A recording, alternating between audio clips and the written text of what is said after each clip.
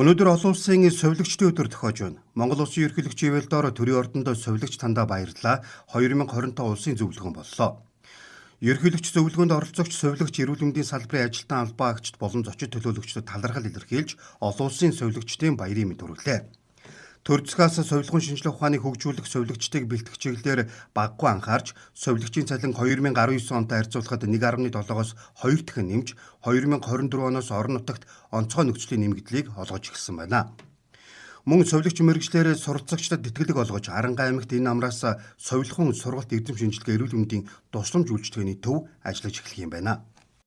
Монгол Улсын ерөнхийлөгчийн санаачлагаар совилогчийг мэрэгшүүлэх, мэдлэг чадрыг нь дээшлүүлэх, эрдэм шинжилгээний ажил хийх боломж нөхцөлийг нь бүрдүүлэх зорилготой аганагаахын шинжилгээ ухааны үндэсний их сургуулийн совилгын сургалт судалгааны төвийн бүтээн байгуулалтыг өнөөдөр эхлүүлж байгааг бас та бүхэнд дуулахад таатай сайхан байна.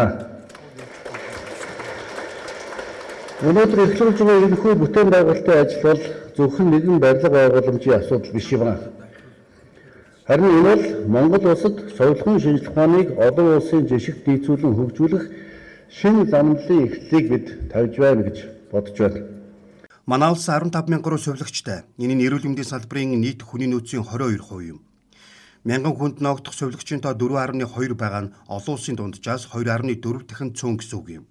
Мөн манай улсад сүүлийн 4 жилд бэлтгэсэн нийт совилогчдын 47% нь мэргэжлэрээ ажилдаггүй гэсэн статистик судалгаа гарчээ. Совилогч тандаа баярлалаа 2025 арга хэмжээний үеэр эрүүл мэндийн салбарт авч хэрэгжүүлж байгаа бодлого хувь хүний хөгжлийн илтгэл болон эдийн засаг нийгмийн хөгжилд совилогч бидний оролцоо сэдвт нэгдсэн хэлцүүлэг боллоо. Энэ жил олон улсын совилогчдын өдрийг совилогчдаа дэмжиж эдийн засгаа бэхжүүлэх урайнд ор 30 дахь жилдээ тэмдэглэл өнгөрүүлж байна.